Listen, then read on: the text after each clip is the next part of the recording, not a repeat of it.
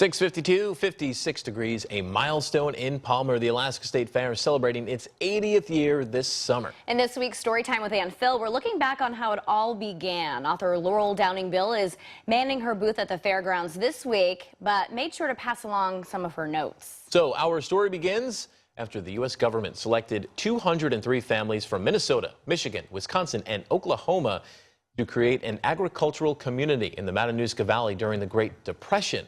Well, the colonists arrived in May of 1935. 4 years later, 40% of them still remained. Those hardy souls spent their first year constructing their homes, cleaning fields, and building their close-knit community. But July 1936, they were ready for a celebration and formed the Matanuska Valley Fair Association, holding a 4-day fair in September on the school grounds, which today is where the Matsu borough offices are located. The colonists raised money for the original fair by selling stock and charging $1 for adults or $2 for a season pass. Wouldn't that be nice? Well, this first fair coincided with the opening of the Connect River Bridge, which linked Anchorage to the valley by road for the first time, so people could travel to the event via road or railroad.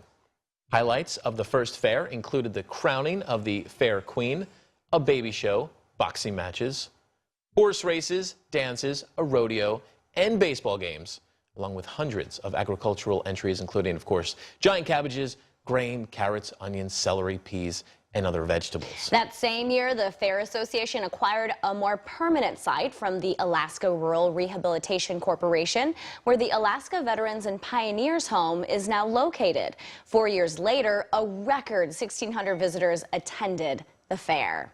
Now, the fairgrounds as we know it today didn't come about until 1966. That's when 221 acres of land was purchased from Palmer Raceways Association. So 1967, it was the first year the fair was held in its present location. Attendance that year reached 72,000, and today, get this, 300,000 visitors make their way through the entrance every year. There's a lot of people. And if you are one of them, author Laurel Bill invites you to stop by her cabin and say hello. It's on the Purple Trail, space M3. On display, she's got an 1891 typewriter. Oh, that's cool. She'll, of course, have all 5 volumes of the Aunt Phil's Trunk Alaska History Series for sale.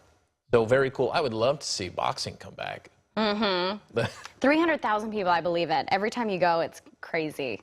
It's good. It's good. It does legitimately keep getting better, I think. Yeah.